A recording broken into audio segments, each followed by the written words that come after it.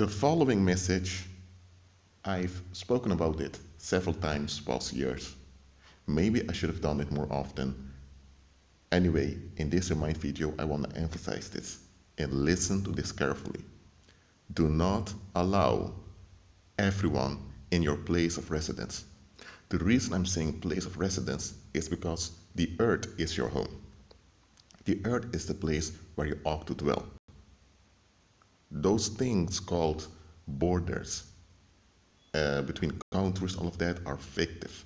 So I'm not going into those things. The earth is your home. You're supposed to dwell here to glorify Christ. After resurrection, we'll return to the earth. So earth is your home. So that's why I say your place of residence. What I mean with your place of residence is that building in which you reside, where you go to sleep, where you cook. The building or part of the building for which you pay your rent or that you purchased. Or maybe you live on a farm and it's your farm. Anyway, your place of residence is where you lay to rest at night and where you wake up. It's where you keep your belongings. It's where you keep your data. Do not allow everyone in your place of residence. Not because people are going through your data, not because people are going to violate the space over there, but for the following reason. Some people carry poverty with them. Oh yes, there are people out there carrying poverty. They carry an impoverished way of thinking. They have a heavy energy field. I'm not talking about men. Men's energy fields are heavy by nature, but they have a heavy energy field because they have waste energy they carry with them. They have these energy tumors in the energy field, whether they're male or female. They carry poverty with them, whereas they carry danger with them. So when such an individual enters your place of residence, their energetic emissions are like a perfume that will affect the climate. Let's say you live in an apartment with 2 rooms. That means your living room, your bedroom, of course you have the kitchen and the bathroom, the hallway. Let's say that's your apartment. Let's say a so-called friend comes by, but this friend is in agreement with poverty. If you're in agreement with poverty, soon you're also in agreement with sickness. That individual enters your place. It can be that the individual only remains for 10 or 20 minutes and not for long. While the individual is there, that waste energy is spread around in your home. When the individual leaves, you'll have some of that energetic contamination in your home. You may not sense it directly, but the next morning when you wake up, you may feel suddenly heavy, or you may feel a bit sick in your stomach, or whatever. What has happened? That energetic contention of that, that energetic pollution, rather, of that individual remained behind. That emission remained behind. It is the same as when you allow, a homeless wanderer or a vagabond into your place who hasn't showered for years. The smell spreads all over. So when the vagabond leaves, you need to open the windows, allow fresh air to come in. You may need to put some incense or some perfume in order to get the smell out. That's how it is spiritually. Now, I'm not telling you to avoid unbelievers from coming to your place of residence. I'm not saying that. Just beware who you allow in your place of residence. And even if someone needs to come to your place of residence for a short while after they leave, begin to pray and praise to cleanse the atmosphere in your home. Because this is something a lot of people don't get. The place of residence is where you're the most affected, is where you're the most vulnerable. When you're out there, you are alert. In your place of residence, you tend to be relaxed. You tend to be vulnerable, at ease. That's how it's supposed to be. But understand carefully that in your place of residence is where the enemy can attack you the best, the most easiest. But if your place of residence has this climate of praise, because you walk by faith, then the enemy can't access your place of residence. But if you have people coming to your place of residence and they carry this energetic pollution with them, that energetic pollution that they leave behind, if though just a little bit, it grants the enemy access to your place of residence. Even just a little bit.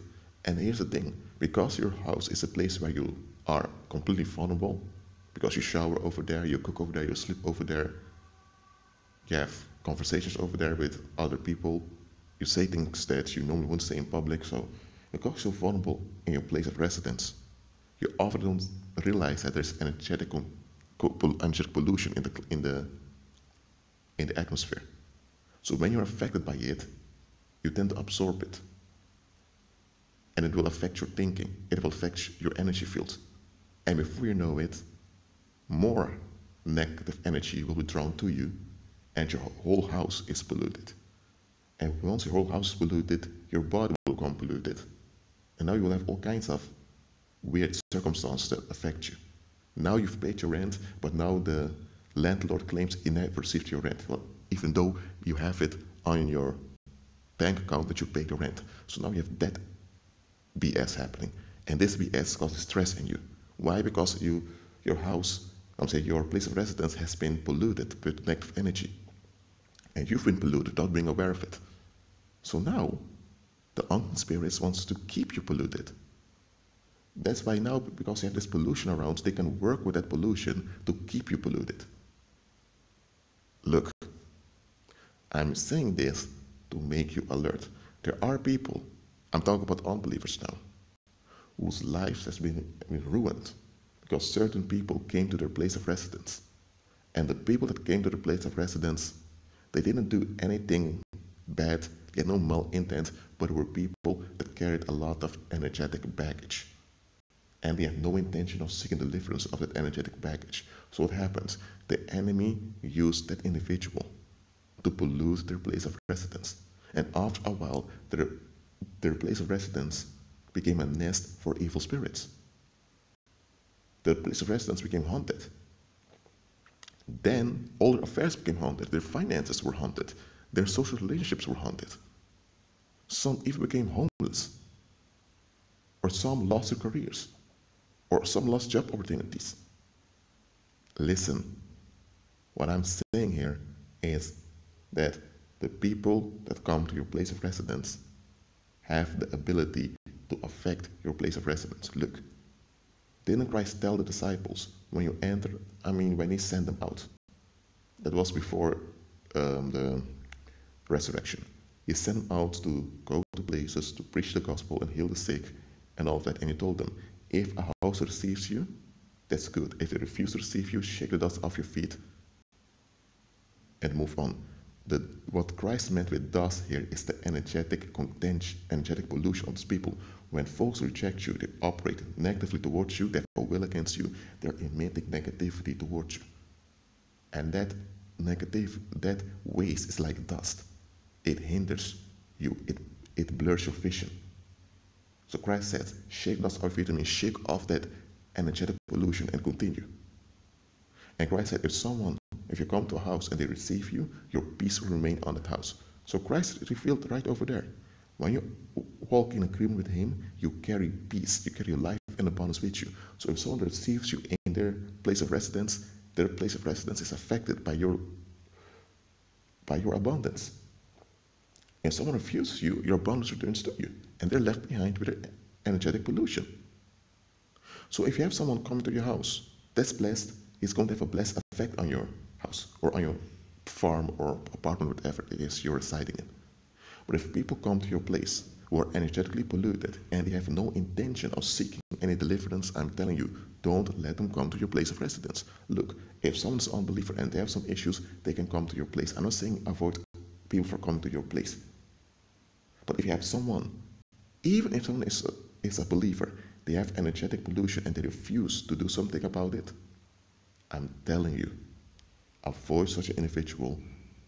Rather have low to almost no contact with such an individual, and especially don't let them come to your place of residence.